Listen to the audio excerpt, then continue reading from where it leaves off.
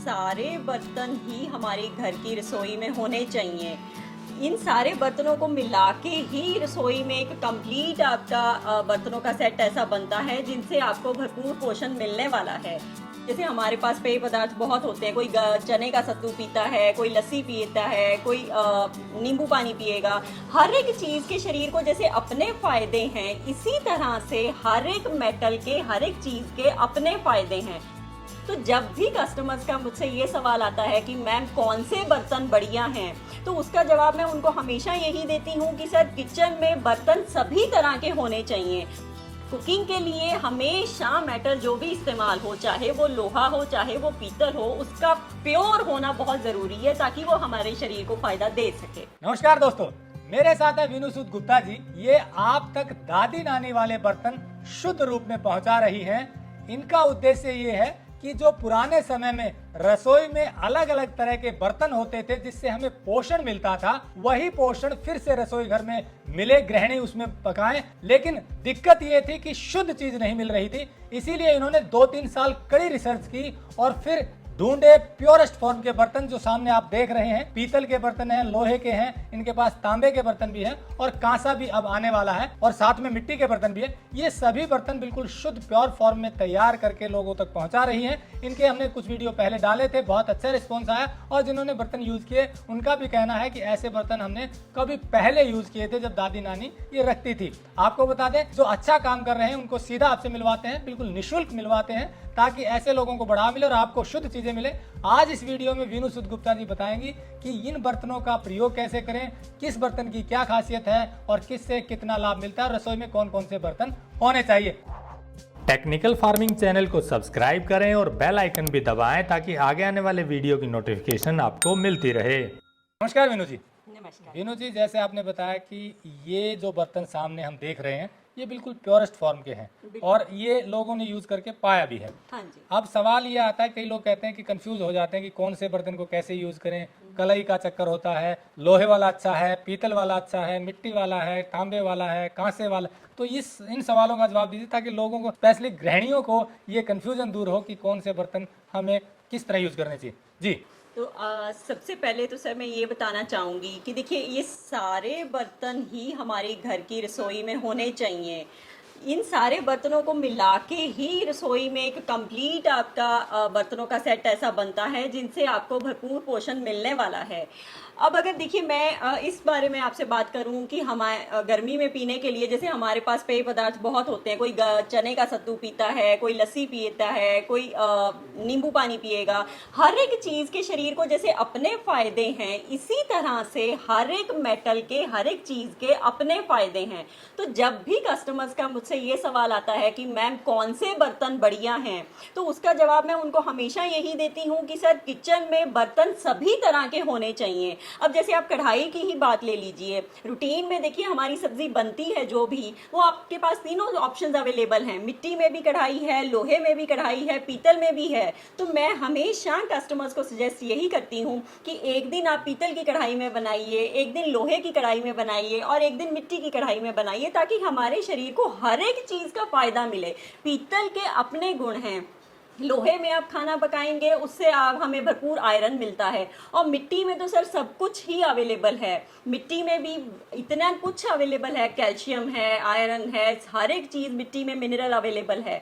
तो हर एक चीज़ के अपने फ़ायदे हैं। तो इसलिए ये मेरे लिए कहना कि नहीं हम सिर्फ पीतल के बर्तन इस्तेमाल करें या सिर्फ मिट्टी के इस्तेमाल करें सही नहीं होगा, क्योंकि हमारे शरीर को सब तरह से पोषक तत्व मिलना ज़रूरी है।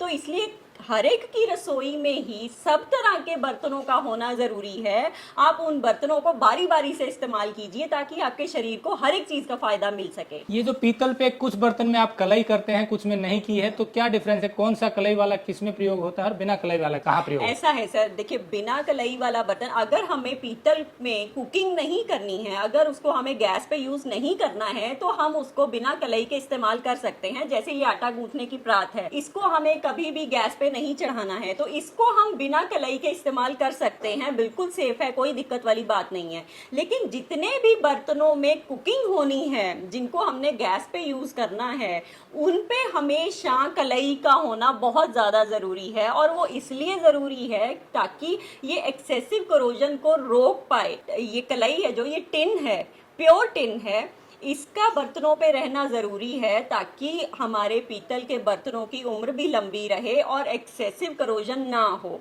तो इसके लिए हमेशा ये चीज़ ध्यान में रखिए कि कुकिंग करते वक्त आपके पीतल के बर्तन के ऊपर की कलई रहनी चाहिए।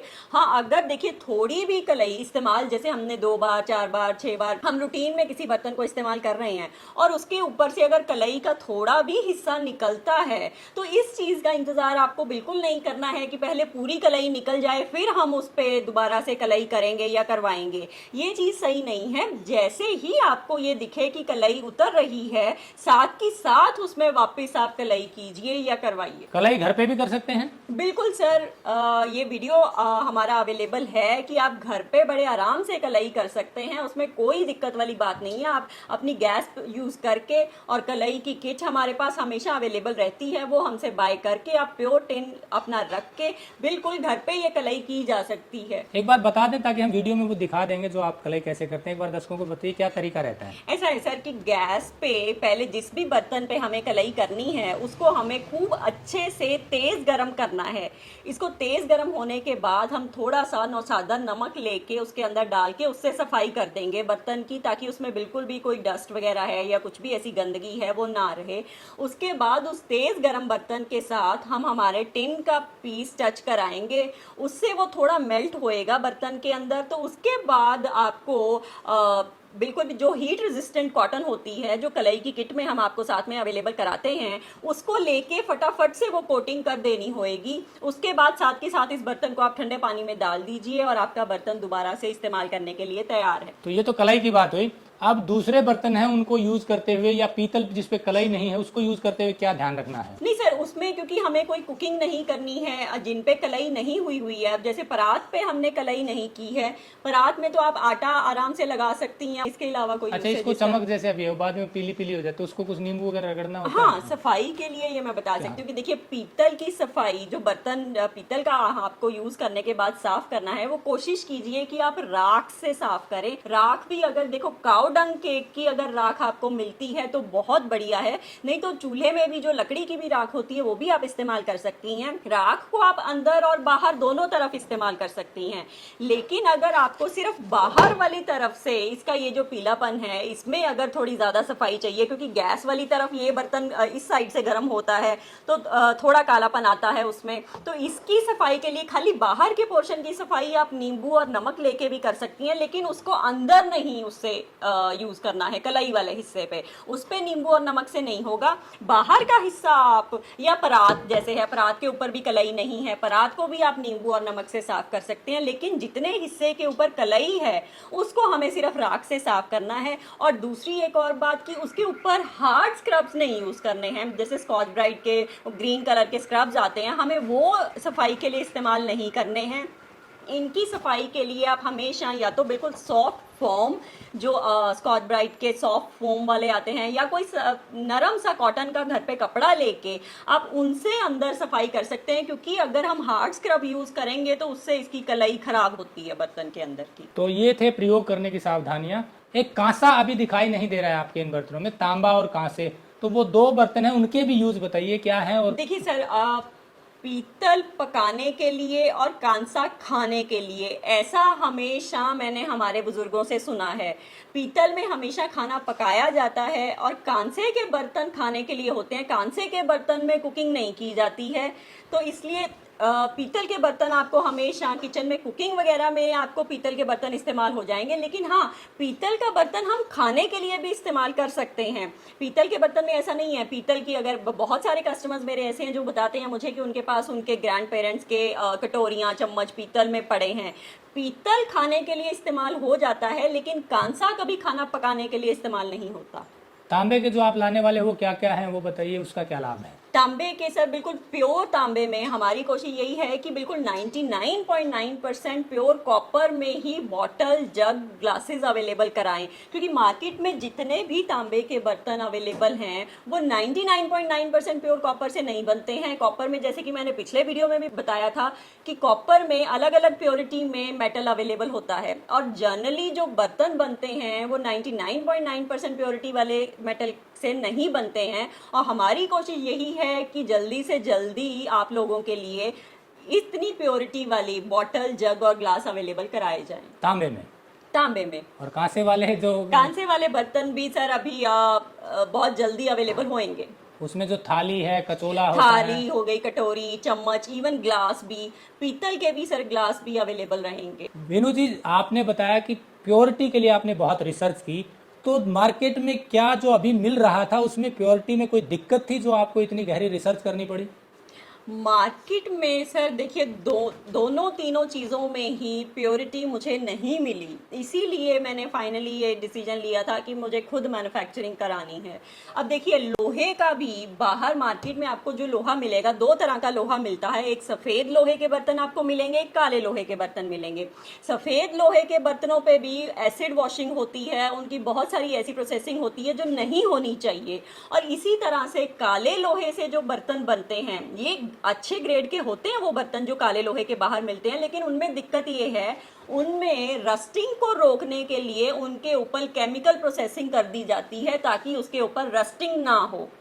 तो काला लोहा अच्छा होने के बावजूद बाहर का उसमें एक आपको अजीब सी चमक दिखेगी, वो चमक उस केमिकल प्रोसेसिंग से आती है जो वो करते हैं ताकि उस पर रस्टिंग ना हो। हमारा ये जो लोहा है ये A1 ग्रेड का लोहा है, और इसके ऊपर हम किसी भी तरह की कोई भी इस तरह की प्रोसेसिंग नहीं करते हैं जिससे किसी की भी हेल्थ को ज़रा सा भी नुकसान हो सके। पीतल जो है बाहर, मैक्सिमम पीतल आपको जो मिलेगा वो स्क्रैप से बना हुआ मिलेगा। अब देखिए, जो ब्रास है, जो पीतल है, इसकी यूसेज सिर्फ बर्तन के लिए नहीं है, पीतल की भी यूसेज अलग अलग इंडस्ट्रीज़ में होती है। प्लम्बिंग के भी प्रोडक्ट्स होते हैं, इलेक्ट्रिकल में यूज़ होते हैं।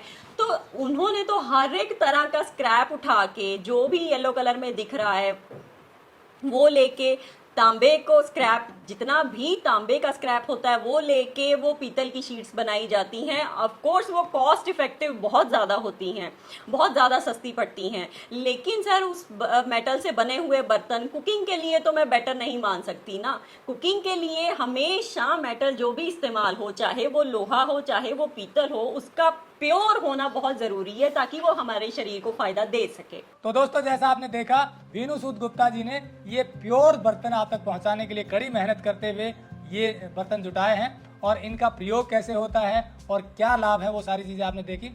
हमने इनका नंबर दिया हुआ है, आप इनसे संपर्क करके ये बर्तन मंगवा सकते हैं। ये चंडीगढ़ की रहने वाली हैं, और चंडीगढ़ के आसपास के लोग तो सीधे इनके यहाँ से आकर भी बर्तन ले सकते हैं। एक और प्लेटफॉर्म है जहां से आप ये बर्तन ले सकते हैं, वो है शुद्धफार्म.com। आपको बता दें कि शुद्धफार्म.com पर हम ऐसे ही लोगों को जोड़ रहे हैं जो शुद्ध चीज़ें तैयार करते हैं, प्योर चीज़ें तैयार करते हैं, ताकि ऐसे लोगों को बढ़ावा मिले और आपकी पहुंच सीधी हो। तो दोनों आपके पास ऑप्शन उपलब्ध हैं। आगे भी हम आपको ऐसे ही लोगों से मिलवाते रहेंगे जो शुद्ध चीज़ें तैयार करते हैं। जुड़े रहिए टेक्निकल फार्मिंग से, और कोई क्वेरी हो आपकी इस बारे में तो आप इनसे बात कर सकते हैं। नमस्कार, जय हिंद।